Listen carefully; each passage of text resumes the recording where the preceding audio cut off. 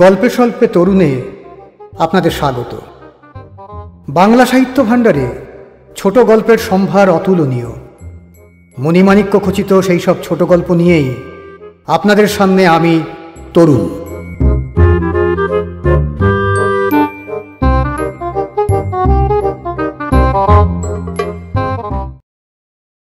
আজকের গল্প বেলমতিয়া, রচনা বিমল মিত্র।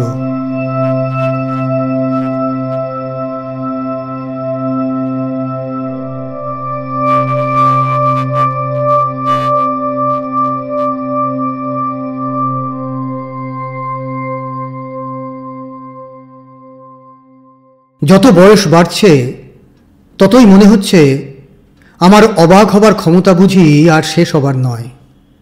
এমন একদিন ছিল যখন মনে হতো সব দেখা, সব শোনা, সব বোঝা শেষ হয়ে গেছে।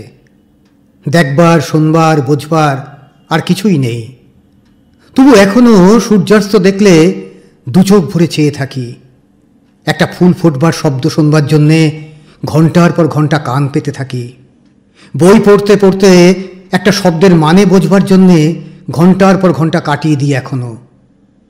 আর মানুষের বৈচিত্র্যেরই কি শেষ আছে?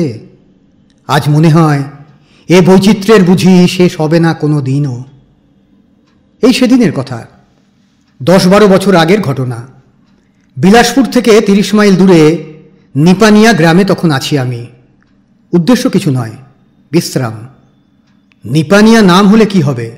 জল প্রচুর। গ্রামের নাম নিপানিয়া, নদীর নাম নিপানি। অভিধানে তাকেই বলে নিপানি যাতে জল নেই। কিন্তু এ গ্রামের আর এই নদীর নাম কে দিয়েছিল তা জানি না, কারণ নদীতে জলও প্রচুর। ওই নিপানিই ছিল আমার প্রধান আকর্ষণ। ইচ্ছে ছিল শহর থেকে দূরে বেশ কিছুদিন নিরিবিলিতে কাটাবো। বিলাসপুরের কারখানা, লোকোশেড, ইঞ্জিন, ধোঁয়া আর গোলকমাল থেকে দূরে গিয়ে সভ্যতাকে ভুলে যাব ভেবেছিলাম। কিন্তু সেখানে সেই অজ পাড়াগাঁয়ের চেয়েও অধম সেই নিপানিয়াতে গিয়ে যে অবাক হতে হবে আমাকে, তার ভাবিনি। আমাকে সত্যি অবাক করে দিয়েছিল দুঃখমোচন কর্মীর বউ বেলমতিয়া। আশ্চর্য মেয়ে ওই বেলমতিয়া। কোনো মেয়ে মানুষ যে স্বামীকে এত ভালোবাসতে পারে, আমি এ যুগে অন্তত তার প্রমাণ পাইনি। আর শুধু আমি কেন, আপনারাও যে পাননি তার সম্বন্ধে আমার কোনো সন্দেহ নেই। সেই বেলমতিয়ার সঙ্গে আজ এতদিন পরে আবার দেখা। আর এই দেখা না হলে হয়তো এ গল্প লেখার কোনো দরকারই হতো না। দেখা হওয়ার পর থেকেই কেবল ভাবছি এ কেমন করে হয়, ভাবছি এ কেমন করে হতে পারে, ভাবছি এ কেমন করে সম্ভব হলো। বেলমতিয়া এ কাজ কেন করতে গেল? বেলমতিয়া কি তবে তার মরদকে ভালোবাসত না? সবটাই কি তবে তার ছলনা? দুঃখমোচনের জন্যে কেন সে সেদিন অমন করে কেঁদেছিল? কেন সে তার মরদের চিতার ওপর ঝাঁপ দিতে গিয়েছিল? সবটাই কি তার লোক দেখানো? নাকি কুন্দনলাল দুঃখমোচনের চেয়েও দেখতে সুন্দর? নাকি কুন্দনলাল কিছু জাদু জানে? কে জানে? আমি কুন্দনলালকে আর কতটুকুই জানি। কুন্দনলালের তখন আর কি বা বয়স। আসলে কুন্দনলালের বাপ হরবংশলালই আমাকে নিপানিতে নিয়ে গিয়েছিল। নিপানিয়া হল হরবংশলালের জন্মভূমি, কুন্দনলালেরও জন্মভূমি। দুঃখমোচন কর্মী আর বেলমতিয়ারও দেশ এই নিপানিয়া। হরবংশলাল আমাদের বিলাসপুরে রেলওয়ে লেভেল ক্রসিংয়ে গেটম্যানের চাকরি করত। রেলের খাতায় হরবংশলালের বয়স যাই লেখা থাক, যখন সে রিটায়ার করল তখন কম করেও তার বয়স 70-এর কম নয়। কোন সাহেবের বুঝি হঠাৎ একদিন নজর পড়ল তার উপর। তারপর খোঁজ খবর নিয়ে দেখা গেল যে বয়সে তার রিটায়ার করার কথা, তারপরেও সে চাকরি করে যাচ্ছে। সঙ্গে সঙ্গে নোটিশ দেওয়া হলো তাকে, আর একদিন রেল কোয়ার্টার ছেড়ে দিয়ে তাকে তার নিপানিয়াতে ফিরে যেতে হলো চিরকালের মতো। যাবার আগের দিন আমার কাছে এসেছিল হরবংশলাল। যথারীতি প্রণাম করলে। ছেলে কুন্দনলালও সঙ্গে ছিল, সেও আমার পায়ে হাত দিয়ে প্রণাম করলে। বললাম, তাহলে তুমি দেশেই ফিরে যাচ্ছ হরবংশলাল? হরবংশলাল বললে, জি হুজুর, আমার দেশ নিপানিয়াতেই যাচ্ছি। আরও অনেক কথা বললে। হরবংশলালের বউ মারা গিয়েছিল বহুকাল আগে, এই কুন্দনলালের জন্ম হবার সঙ্গে সঙ্গে। সাহেবকে অনেক ধরেছিল কুন্দনলালের চাকরির জন্যে, কিন্তু মাত্র 12 বছর বয়সের ছেলেকে কি করে আর গেটম্যানের চাকরি দেওয়া যায়। তাই সাহেব বলেছিল 18 বছর বয়স হলেই তার চাকরি করে দেবে। জিজ্ঞেস করেছিলাম, এখন চালাবে কি করে তুমি? হরবংশলাল বলেছিল, খেতি আছে, চাষবাস করব, আর আছে এই কুন্দনলাল। গাঁয়ে তোমার আর কে আছে? কোনো ভাই কি কাকা কি জ্যাঠা কিংবা তাদের ছেলে মেয়ে কেউ নেই? না হুজুর, আমার কোনো রিশতেদার নেই, শুধু আমি আর আমার এই লেরকা কুন্দনলাল। তামাম দুনিয়ায় আর কেউ নেই। দূর সম্পর্কের কোনো আত্মীয় স্বজন? না হুজুর, তাহাও নেই। মাথার উপর শুধু ভগবান আছে, তার উপর ভরসা করে দিন কাটিয়ে দেব কোনো রকমে। যদি সাহেব কুন্দনলালকে কোনোদিন রেলে নকরি দেয় তো তখন আবার আসবো এখানে। কুন্দনলাল কোয়ার্টার পেলে সেখানে থাকবো। কুন্দনলালের শাদি দেব, ওর বউ আমাকে দেখবে, ওর বাল বাচ্চা যদি হয়তো তখন তাদের নিয়ে থাকবো। এইরকম অনেক স্বাদ ছিল হরবংশলালের, যা সব বাপেরই থাকে। কিন্তু হরবংশলাল কি জানতো তার সব স্বাদ আশা এমন করে নষ্ট হয়ে যাবে? কিন্তু সে কথা এখন থাক। আর তাছাড়া এ তো হরবংশলালের গল্প নয়, এ বেলমতিয়ার গল্প। সুতরাং বেলমতিয়ার গল্পটাই বলি, যে বেলমতিয়ার সঙ্গে এই এতদিন পরে আবার দেখা হলো। সেই 12 বছর আগে কিছুদিনের জন্যে হঠাৎ মনটা একটু নিরিবিলির জন্য ছটফট করে উঠল। এরকম মন ছটফট করা আমার প্রায়ই হয়। তখন আর কিছু ভালো লাগে না। তখন শহর ছেড়ে, সভ্যতা ছেড়ে, লোকালয় ছেড়ে অনেক দূরে নিরিবিলিতে পালিয়ে যেতে ইচ্ছে করে। ঠিক সেই সময় হরবংশলালের কথা মনে পড়েছিল। বলেছিল তার দেশ নিপানিয়া খুব নিরিবিলি গাঁ। সেখানে না আছে ইলেকট্রিসিটি, না আছে পাকা রাস্তা, না ড্রেন, না কিছু। একেবারে আদিম পৃথিবী নিপানিয়া। রেডিও, সিনেমা, খবরের কাগজ, মোটর গাড়ি কিছুই এখনো সেখানে পৌঁছয়নি। ভেবেছিলাম শান্তি যদি কোথাও থেকে থাকে তো সে ওই নিপানিয়াতেই। হরবংশলাল আরও বলেছিল, আমি যদি তার দেশে যাই তো আমার থাকতে কোনো অসুবিধা হবে না। প্রভিডেন্ট ফান্ডে টাকা নিয়ে সে তার বাড়িটা মেরামত করে নিয়েছে, টিন দিয়ে ছাদ ঢেকেছে, খেতি কিনেছে, খামার করেছে। অর্থাৎ মাথা গোঁজবার মতো একটা আশ্রয় আর মোটা খাওয়ার জোগাড় আছে। যা ভেবেছিলাম সত্যিই তাই। অমন একখানা গ্রাম যে এখনো ইন্ডিয়াতে থাকতে পারে তা কল্পনাও করতে পারা যায় না। প্রথম দিকে হরবংশলাল আমাকে দেখে যেন স্বর্গ হাতে পেয়ে গিয়েছিল। সে যেন আশা করেনি সত্যি সত্যি আমি গিয়ে পৌঁছবো তার দেশে। সংসার বলতে বাবার বেটা হরবংশলাল আর কুন্দনলাল। আমি গিয়ে যেন তাদের গৌরব বাড়িয়েছি। আমাকে নিয়ে হরবংশলাল কদিন খুব ঘোরাঘুরি করলে। বাপ বেটা মিলে আমাকে গ্রামের ঐশ্বর্য দেখিয়ে বেড়াতে লাগলো। ঐশ্বর্য মানে খোলা আকাশ, অবারিত চানার ক্ষেত আর নিপানি নদী, নদীর ওপারে শ্মশান। কিন্তু দুদিন যেতে না যেতেই মুশকিল হলো। হরবংশলাল অসুখে পড়ল। ভাবলাম বুড়ো হয়েছে, অসুখ তো হবেই, আবার একদিন সেরেও যাবে। হরবংশলাল আমাকে বলল, আমার কি হবে বাবু? আমি বললাম, তুমিও তো ভাবছো কেন, শিগগির সেরে উঠবে। কিন্তু আপনাকে কে দেখাশোনা করবে? আপনিও এলেন আর আমিও অসুখে পড়ে গেলাম, তাতে কি হয়েছে? আমার জন্য তোমার ভাবতে হবে না। কিন্তু আমি মারা গেলে কুন্দনলালের কি হবে বাবু?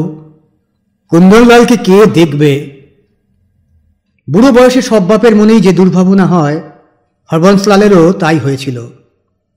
কুন্দনলালের কেউ নেই যে তাকে দেখবে। সবে তখন 12 বছর বয়স তার। কুন্দনলালও বাপ বলতে অজ্ঞান। ছোটবেলা থেকেই বাপকে সে দেখে এসেছে, বাপকেই সে একমাত্র নিজের বলে জানে।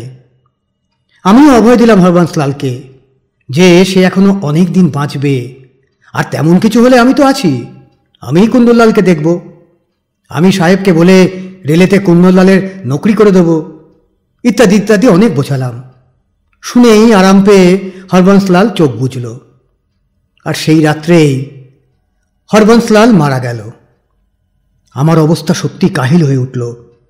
কোথায় আমি এসেছিলাম নিরিবিলিতে কিছুদিন কাটাবো বলে, তা নয়, সেই কুন্দনলালকেই তখন আমার ঠান্ডা করবার পালা। আশেপাশের বাড়ির কিছু লোকজন খবর পেয়ে এলো। আমি নতুন লোক, বিদেশ বিভূই, আর ওদের সমাজের নিয়মকানুন কিছুই জানি না। কোথায় ডাক্তার, কোথায় শ্মশান তাও জানি না, কোথায় কাঠ, কোথায় পুরুত তাও আমার অজানা। টাকা কড়ি আমার সঙ্গে ছিল, সেজন্য আমার ভাবনা ছিল না। কিন্তু এসব ব্যাপারে টাকাটাই তো সব নয়। শুধু টাকা ঢাললেই তো আর মৃতদেহ সৎকার করা যাবে না। আর সবচেয়ে মুশকিল হলো কুন্দনলালকে নিয়ে। সে বাবার নিষ্প্রাণ দেহটাকে জড়িয়ে ধরে রইল, কিছুতেই আর তাকে ছাড়বে না। সবাই মিলে তাকে ধরে রইল। কিন্তু মৃত্যু তো কারো হুকুম মানবার গোলাম নয়। মানুষকে যখন মৃত্যু এসে ধরে, তখন সে আর বড়লোক গরিব লোক বিচার করে না। কার কি কাজ বাকি রইল তা দেখবার দায় নেই তার। তাকে স্বীকার করে নিতে হয়, স্বীকার করে নেওয়াই স্বাস্থ্যকর। এসব কথা আমি বুঝলেও কুন্দনলালকে বোঝানো বৃথা। এ বোঝাবার জিনিসও নয়, কেবল যার হয়েছে সেই বুঝতে পারে। গ্রামের দু চারজন লোকে যারা এসেছিল, তারা ছেলেটাকে তাদের নিজের ভাষায় অনেক বোঝাতে লাগলো। বুড়ো হলেই সকলেরই বাবা মা মারা যায়, একদিন সকলকেই মরতে হবে, ইত্যাদি ইত্যাদি অনেক আজে বাজে কথা। শেষ পর্যন্ত সেই রাত্রে নিপানির ধারে শ্মশানে নিয়ে গেলাম হরবংশলালকে। হরবংশলালকে কত বছর দেখে আসছি, সেই সব কথা মনে আসছিল। শ্মশানে গেলে যেসব কথা মনে আসা স্বাভাবিক, সেই সব সাময়িক বৈরাগ্যের কথাই সকলের মনে আসে। হরবংশলাল মানুষটা সত্যিই ভালো ছিল। বড় সৎ, বড় বিনয়ী, বড় ভদ্র, বড় অল্পে তুষ্ট। রেলের চাকরিতে এমন একটা বড় দেখা যায় না। সেই তারই মধ্যে হরবংশলাল নিজের সততার জোরে এতদিন চাকরি করে এসেছে মাথা উঁচু করে। এটা কম কথা নয়। চারিদিকে শাঁসা ফাঁকা মাঠ, আর দূরে আকাশের গায়ে জমাট বাঁধা অন্ধকারের মতো শাসার পাহাড়, আর সামনে হরবংশলালের চিতাটা দাউ দাউ করে জ্বলছিল। আর আমি সেই বিদেশ বিভূয়ের শ্মশানের এক কোণে কুন্দনলালকে কোলে নিয়ে চুপ করে বসেছিলাম। মনে আছে, তাকে সান্ত্বনা দেবার ভাষা পর্যন্ত সেদিন খুঁজে পাইনি আমি। মাত্র 12 বছর বয়স, আশেপাশে আশ্রয় দেবার মতো কেউ নেই তার। একমাত্র আমিই বলতে গেলে সেদিন তার পরমাত্মীয়। আজ যারা শ্মশানে গেছে, তারা শুধু শেষ কর্তব্য করতে গেছে। কর্তব্য শেষ করে তারা আবার যে যার বাড়ি চলে যাবে। তখন কুন্দনলালকে একলাই এই কুটিল পৃথিবীর মুখোমুখি দাঁড়িয়ে তার নিজের অস্তিত্বের জন্য লড়াই করে বেঁচে থাকতে হবে। তখন তার আশেপাশে কেউ থাকবে না। যারা তার মৃত বাপকে শ্মশানে নিয়ে গেছে, তারাই হয়তো আবার তার বিরুদ্ধে মিথ্যে মামলা করে তার জমি, তার ক্ষেত, তার বাড়ি সব দখল করে নেবে। এই হয়, এই হয়ে আসছে, এই হবে চিরকাল। কুন্দনলাল তখনও আমার বুকে মুখ লুকিয়ে ফুঁসফুঁস করে কাঁদছিল। আমি তার মাথার মধ্যে হাত বুলিয়ে দিচ্ছিলাম। আর কিছুক্ষণ পরেই হরবংশলালের মরা দেহটা ছাই হয়ে যাবে। তারপর কুন্দনলালকে নিয়ে তার ফাঁকা বাড়িতে ফিরে যাব।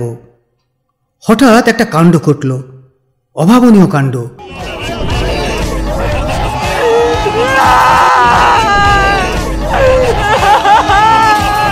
বোধহয় জনবারো লোক অন্য দিক থেকে একটা মৃতদেহ আনছিল। সাধারণত মৃতদেহ আনবার সময় যে ধরনের গোলমাল হয়, সমবেত চিৎকার হয়, এ যেন অন্যরকম। আর সঙ্গে সঙ্গে একটা মেয়েলি গলার আর্তনাদ। আমি কুন্দনলালকে নিয়ে উঠলাম। যারা এলো তারা বেশ দলে ভারী, কিন্তু মনে হলো আকণ্ঠ মদ্যপান করেছে। দুর্গন্ধে তাদের কাছে টেকা যায় না। তারা চিতার আয়োজন করতে লাগলো। তার মধ্যে একটি মেয়েকে সবাই ধরে শান্ত করবার চেষ্টা করছে। মেয়েটা যতবার ছাড়া পেতে চাইছে, ততবার তারা তাকে জোর করে ধরে রাখছে। আমি বুঝলাম মেয়েটি সদ্য বিধবা হয়েছে, স্বামীর শোকে অধীর। অবশ্য এটাও স্বাভাবিক। শ্মশানে এরকম বিচিত্র ঘটনা অনেকবার অনেকে দেখেছে। এ দৃশ্য যে দেখেছে একবার, কেবল সেই এর মর্মন্তুদ দিকটা উপলব্ধি করতে পারবে। কুন্দনলালও বোধহয় এই দৃশ্য দেখে খানিকটা আত্মস্থ হয়ে এসেছিল। সে বোধহয় বুঝতে পেরেছিল যে শোক শুধু তার একলার নয়, তার একার শোক অন্যের মধ্যে দেখে কিছুটা সান্ত্বনা পেয়ে চুপ করে গিয়েছিল। কিন্তু তারপর যে ঘটনা ঘটল তা দেখে আর চুপ করে থাকতে পারলাম না। দেখি চিতাটা যখন তৈরি হয়ে গেছে তখন হঠাৎ হইচই গোলমাল চেঁচামেচি শুরু হলো। আর স্থির থাকতে পারলাম না, সোজা গিয়ে জিজ্ঞেস করলাম, কি হয়েছে তোমাদের? ওদের ভাষাও ভালো বুঝি না, তার উপর মদে চুর হয়ে আছে। আমাদের দলেরই একজন বললে, হুজুর ওই বেলমতিয়া। মেয়েটার কিন্তু সেদিকে কান নেই, তখন জ্বলন্ত চিতার উপর ঝাঁপিয়ে পড়বার জন্যে সকলের হাত ছাড়াবার চেষ্টা করছে। আবার জিজ্ঞেস করলাম, ওকে ধরে রেখেছ কেন? হুজুর ও সতী হবে, ওর মরদের সঙ্গে পুড়ে মরবে। কেন? ওরা যেসব উত্তর দিচ্ছিল আমাদের দলের লোকেরা তা আমাকে স্পষ্ট ভাষায় বুঝিয়ে দিচ্ছিল।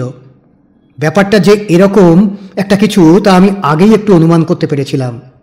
এবার আরও খোঁজখবর নিতে লাগলাম। ওর নাম বেলমতিয়া, নিপানিয়ার পাশের গ্রামে থাকে। ওর মরদের নাম দুঃখমোচন। বেশ সুন্দর স্বাস্থ্যবান মানুষটা ছিল, অবস্থাও ভালো ছিল। স্বামী স্ত্রীতে খুব সদ্ভাব ছিল। একজনকে ছেড়ে আরেকজন নাকি কখনো থাকতে পারত না, এমনই পেয়ার ওদের। ছেলে মেয়ে কেউ নেই, এমনকি দুজনেরই শ্বশুর শাশুড়িও কেউ নেই। এখন দুঃখমোচনের দুঃখে বেলমতিয়া প্রায় অজ্ঞান হয়ে পড়বার অবস্থা। স্বামীর মৃত্যুর সঙ্গে সঙ্গে একেবারে নিঃসহায় হয়ে পড়েছে। লোকগুলো দেখলাম মদে একেবারে চুর। একজন বললে, হুজুর ও যদি পুড়ে মরতে চায় তো আমাদের কি কসুর? আরেকজন বললে, আমরা মানা করেছি হুজুর, ও শুনলেন না কিছুতেই। সবাই ওই একই কথাই বলতে লাগলো, কিন্তু মনে হলো সবাই যেন মজাটাও দেখতে চায় মনে মনে।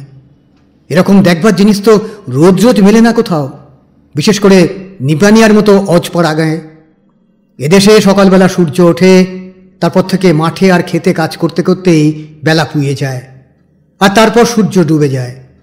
এমনি চলে দিনের পর দিন। হঠাৎ তারই মধ্যে বৈচিত্র্য আসাতে যেন সবাই উৎফুল্ল হয়ে উঠেছে। যারা এতক্ষণ কাঠ সাজাচ্ছিল তারা দুঃখমোচনকে তুলে দিল, আর সঙ্গে সঙ্গে বেলমতিয়া নিজেকে ছাড়িয়ে নিয়ে চিতায় গিয়ে ঝাঁপিয়ে পড়ল। লোকগুলো তাকে ধরতেও গেল না। একজন চিৎকার করে উঠল, কালী মাই কি জয়, জয় জয়। জয় কথাটা উচ্চারণ করার সঙ্গে সঙ্গে দলের অন্য লোকেরাও দোহার দিয়ে উঠল, জয় জয়। সারা শ্মশান তখন বেশ গুলজার হয়ে উঠেছে। একজন বেশ সকলের সামনেই একটা মদের হাঁড়ি থেকে হুড়ুর করে মদ ঢালতে লাগলো গলায়। বেলমতিয়া তখন চিতায় উঠে দুঃখমোচনকে জড়িয়ে ধরেছে। ধরে সেই মরার সঙ্গেই যেন কথা বলতে শুরু করে দিল। এ যেন তাদের বিয়ের রাত, এ যেন ফুলশয্যায় শুয়ে স্বামী স্ত্রীর একাকার হওয়া। শ্মশানে যে আমরা এতগুলো চেনা অচেনা লোক রয়েছি এ যেন বেলমতিয়ার খেয়ালই নেই। তার স্বামীকে ফিরে পেয়েছে।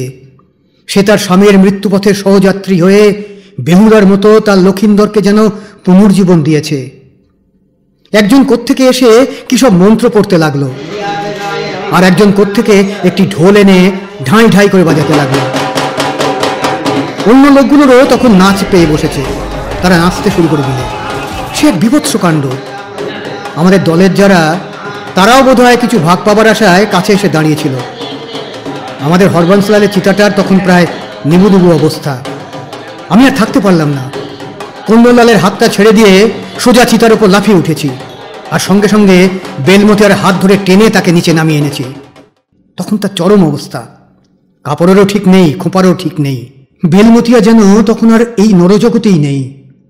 বেলমতিয়াকে নামিয়ে একটা লোককে চিতায় আগুন দিতে বললাম। অন্য লোকদের আপত্তিতে বেলমতিয়া বিশেষ কান দেয়নি, কিন্তু আমাকে অচেনা লোক দেখে কেমন যেন থতমতো খেয়ে গেল। তারপর এক পলক দেখে নিয়েই হাত পা ছুঁড়ে আবার চিতার উপর উঠবার চেষ্টা করলে। আমি এক ধমক দিলাম, থামো। বেলমতিয়া ঠিক এমন হুকুম আমার মুখ থেকে আশা করেনি। সেই অবস্থাতেই আমার দিকে হাঁ করে চেয়ে রইল। আমি বললাম, চিতায় উঠলেই তোকে পুলিশে ধরিয়ে দেব। তারপর অন্য সকলের দিকে চেয়ে বললাম, আর তোদেরও সকলের পুলিশের হাতে তুলে দেব। সামনের লোকটা হাত জোর করে বললে, না হুজুর, আমরা ওকে মানা করেছি, ও শুনল না কিছুতে। আরও যেন কজন লোক ছিল, তাদের নেশা তখন মাথায় উঠেছে।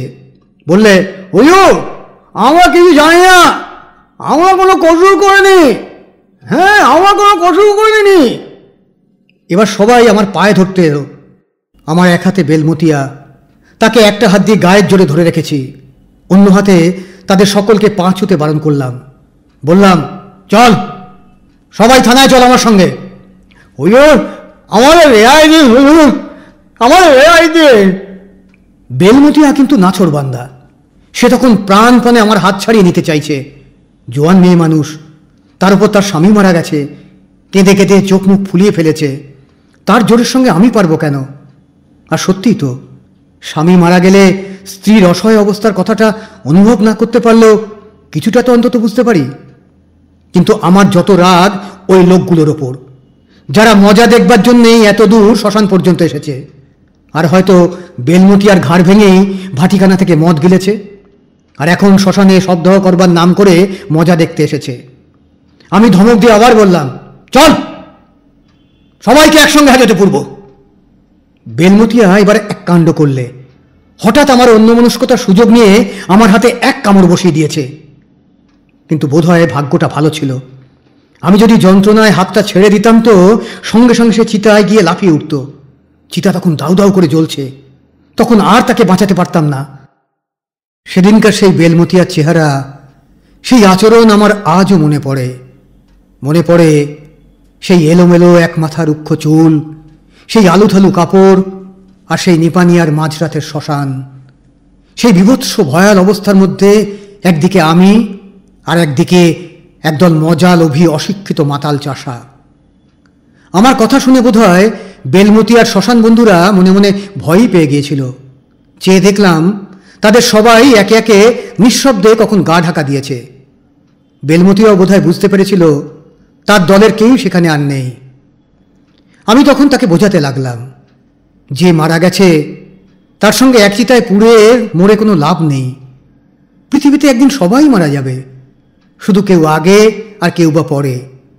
মানুষ এ পৃথিবীতে শুধু কিছু দিনের জন্য এসেছে, তারপর তার কাজ শেষ হোক আর না হোক তাকে একদিন চলে যেতেই হয়। এর জন্য কেঁদেও যেমন কোনো ফল হয় না, প্রাণপাত করেও তেমনই কোনো উপকার হয় না কারো। প্রাণ দেবার ক্ষমতা যেমন মানুষের হাতে নেই, প্রাণ নেবার ক্ষমতাও তেমনই বেআইনি, ইত্যাদি ইত্যাদি অনেক ছেঁতো কথা। কিন্তু বুঝতে পারলুম বেলমতিয়ার কানে কোনো কথাই যাচ্ছে না, এবং না যাওয়াই স্বাভাবিক। সে আমার সামনে দাঁড়িয়ে চোখে কাপড় চাপা দিয়ে এক নাগারে কেঁদে চলেছে। একবার দুঃখমোচনের জ্বলন্ত চিতাটার দিকে চায় আর হু হু করে কেঁদে ওঠে। বোধহয় তার সমস্ত পুরনো কথাগুলো মনে পড়ে যাচ্ছে। একদিন তাদের বিয়ে হয়েছিল, একসঙ্গে এক ঘরে এক খেতে তারা কাজ করেছে।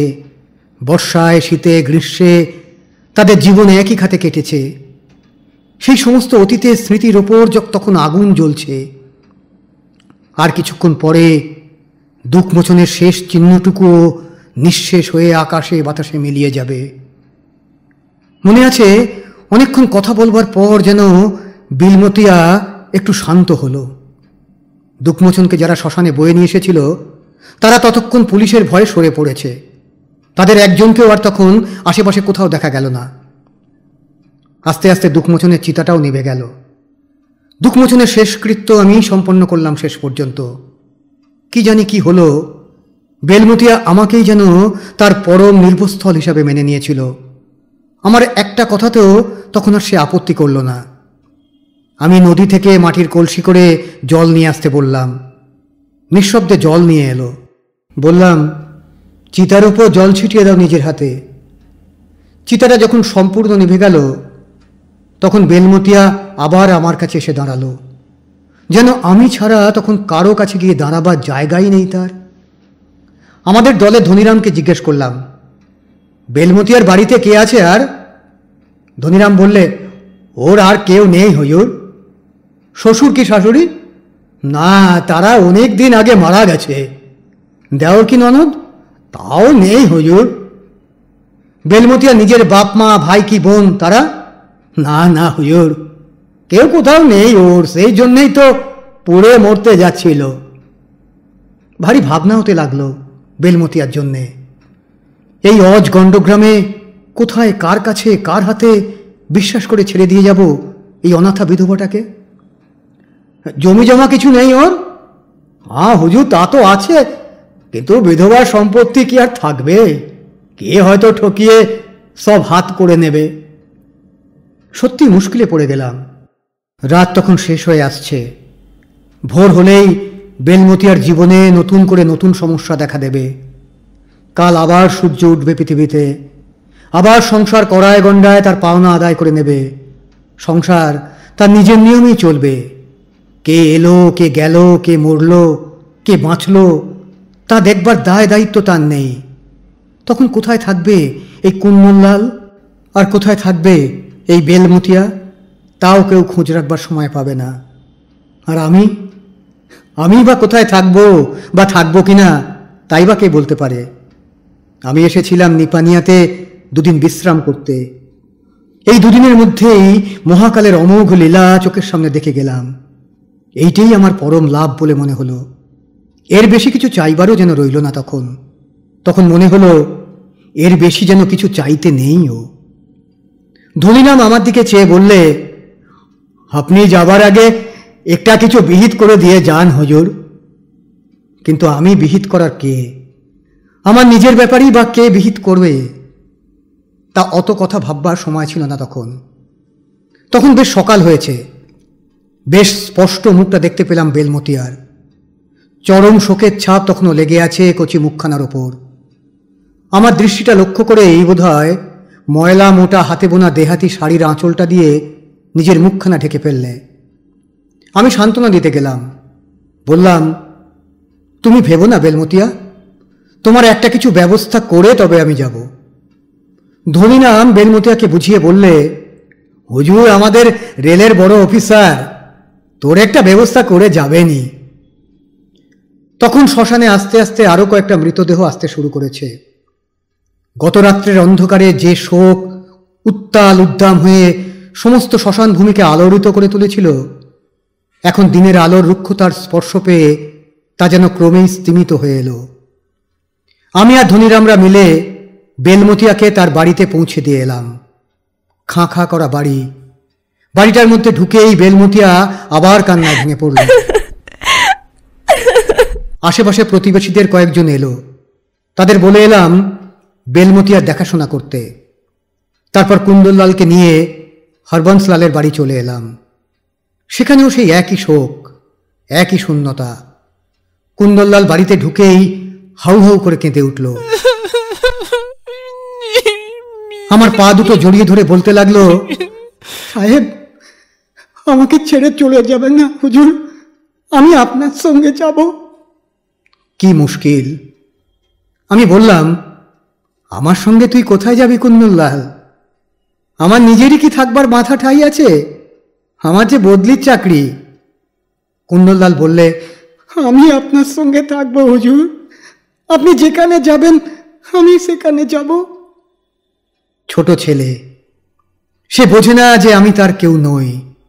সব বন্ধন থেকে মুক্তি পাবার জন্যেই তো সারা জীবন আমি ছটপট করে ঘুরে বেড়াই। তবু কিছুতেই কুন্দনলাল আমার কথা শোনে না। আমার পা দুটো জড়িয়ে ধরে রইল। শেষে একটা মতলব বার করলাম। সেই দিনই বিকেলবেলা কুন্দনলালকে নিয়ে গেলাম বেলমতিয়ার বাড়িতে। বেলমতিয়ারও তখন সেই অবস্থা। সেও সারাদিন কিছু রান্না করেনি, খায়নি, জলস্পর্শ করেনি। পাড়ার লোক যারা এসেছিল তারা বলল, সারাদিন কেবল কেঁদেছে হুজুর, আমাদের কথা মোটে শোনেনি। আমি বেলমতিয়ার কাছে গিয়ে বসলাম। বললাম, আমার একটা কথা রাখো বেলমতিয়া, তোমারও কেউ নেই, কুন্দনলালেরও কেউ নেই। এক বাপ ছিল, তাও গিয়েছে। আমি বলি, কুন্দনলালকে তুমি নিজের ছেলের মতো মানুষ করো। ছেলে থাকলে তুমি তো আর মরতে পারতে না। মনে করে নাও না যে কুন্দনলাল তোমার ছেলে। পাশে দাঁড়িয়ে যারা শুনছিল তারাও কথাটা সমর্থন করলে। প্রস্তাবটা সকলেরই বেশ মনোপুত হলো বলে তার মনে হলো। বললাম, কুন্দনলাল নিজের বাপকে হারিয়েছে। মনে করো না, দুঃখ মোচনি ওর বাপ ছিল, তুমি ওর মা। মায়ে ছেলেতে মিলে আবার তোমরা দুজনে মাথা তুলে বাঁচবার চেষ্টা করো না। মিছিমিছি কেঁদে কি করবে? যে গেল সে তো আর হাজার কাঁদলেও ফিরবে না। এমনি করেই তোমাদের বেঁচে থাকতে হবে, এমনি করেই সবাই বেঁচে আছে। সংসারে একটা লোক দেখাও দেখিনি যে কোনো শোক পায়নি। ঠিক বাত হুজুর, ঠিক বাত। এসব ছেতো কথাতে কাজ হয় না জানি, তবে শোকের সময় এই কথাই বলতে হয়, এই কথা বলাই নিয়ম। সেই ব্যবস্থাই সবাই স্বীকার করে নিলে সেদিন থেকে কুন্দনলাল বেলমতিয়ার সেই ছেলে হয়েই কাটাতে লাগলো। যে কদিন ছিলাম নিপানিয়াতে দুজনের সেই সম্পর্ক পাতিয়ে চলে এসেছিলাম। এরপর কয়েক বছরের মধ্যে আমার জীবনের ওপর দিয়ে যেন কাল বৈশাখী ঝড় বয়ে গেল। 7 বছরে 7 জায়গায় বদলি হলাম। বিলাসপুর থেকে খড়গপুর, খড়গপুর থেকে ওয়ালটেয়ার, ওয়ালটেয়ার থেকে খুর্দা রোড, খুর্দা রোড থেকে কলকাতা, আবার ঘুরে ফিরে কলকাতা থেকে বিলাসপুর। বিলাসপুরে এসে হঠাৎ একদিন দেখি লেভেল ক্রসিংয়ের গেটে সবুজ পাখা দিয়ে দাঁড়িয়ে আছে কুন্দনলাল, ঠিক যেমন করে দাঁড়িয়ে থাকতো হরবংশলাল। আমি ট্রলি করে যাচ্ছিলাম, কুন্দনলালকে দেখে থেমে গেলাম। কুন্দনলাল আমাকে দেখতে পেয়েছে, আমাকে দেখেই সেলাম করলে সে। জিজ্ঞেস করলাম, তুমি কুন্দনলাল না? কুন্দনলাল বললে, হ্যাঁ হুজুর, হ্যারিস সাহেবকে ধরে আমি আমার বাপের জায়গায় নৌকরি পেয়েছি। তোমার দেশের খবর কি? নিপানিয়ায় জমি জমা সব কে দেখছে? হুজুর, গেল বছর গরমিতে খেতি আমার সব শুকিয়ে গেল, তাই দেশ ছেড়ে চলে এসেছি। এবার ছুটি পেলে আবার জমি জমা দেখতে যাব। তখন বলি করেও কথাটা বলতে কেমন সংকোচ হচ্ছিল। শেষকালে আর কৌতূহল চেপে রাখতে পারলাম না, জিজ্ঞেস করে ফেললাম, আর বেলমতিয়া? কুন্দনলাল বললে, ওই তো, বলে আমাকে তার গুমটি ঘরটার দিকে আঙুল দিয়ে দেখালে। দেখলাম ছোট গোল ছাদওয়ালা গুমটি ঘরের সামনে ছেলে কোলে একটা বউ দাঁড়িয়ে আছে। চিনতে পারলাম না ঠিক। কুন্দনলাল আমাকে সঙ্গে করে গুমটি ঘরের সামনে নিয়ে এলো। এই কি সেই বেলমতিয়া? কিছুতেই চিনতে পারলাম না। মাথার সিঁথিতে তেল সিঁদুর লেগে রয়েছে। আমি কিছুতেই সেদিনকার সেই পুরানো বেলমতিয়াকে তার মধ্যে খুঁজে পেলাম না। তার উপর মাথায় সিঁদুর। তবে কি বেলমতিয়া আবার বিয়ে করেছে? যে একদিন মৃত স্বামীর জ্বলন্ত চিতায় উঠে সতী হতে চেয়েছিল, সে আবার বিয়ে করলো নাকি শেষ পর্যন্ত? কাকে? আমি বোধহয় মনের বিস্ময় আর চেপে রাখতে পারিনি। জিজ্ঞেস করে ফেললাম, তোমার কি আবার বিয়ে হয়েছে নাকি বেলমতিয়া? মনে মনে সত্যি খুশি হয়েছিলাম এই ভেবে যে যাক, বেলমতিয়া যে তার দুঃখমোচনকে ভুলতে পেরেছে সেটা ভালোই হয়েছে, কারণ ভুলে যাওয়াটাই তো স্বাস্থ্যকর। কুন্দনলালই কিন্তু আমার ভুলটা ভেঙে দিলে। বললে, না হুজুর, শাদি করতাম না আমরা, কিন্তু আমাদের ওই ছেলেটা হবার পরই নিপানিয়ার সব লোক আমাদের এক ঘরে করে দিলে, ধোপানাপিত বন্ধ করে দিলে, তাই শাদি করে ফেললাম। বেলমতিয়া নিজে আমাকে শাদি করে নিতে বললে। আমার বিস্ময়ের ঘোর তখনও কাটেনি। দেখলাম কুন্দনলালও কথাটা বলে বেশ হাসছে। বেলমতিয়াও একটু লজ্জার হাসি হেসে কোলে ছেলেটাকে নিয়ে নিচু হয়ে আমার পা ছুঁয়ে প্রণাম করলে। কাণ্ডটা দেখে আমি তখন এমন হতবাক হয়ে গেছি যে আশীর্বাদ করার সহজ কথাটাও যেন একেবারে ভুলে গেলাম। তখন আমি হাঁ করে শুধু বেলমতিয়ার মুখের দিকে নিস্পন্দ হয়ে দেখছি।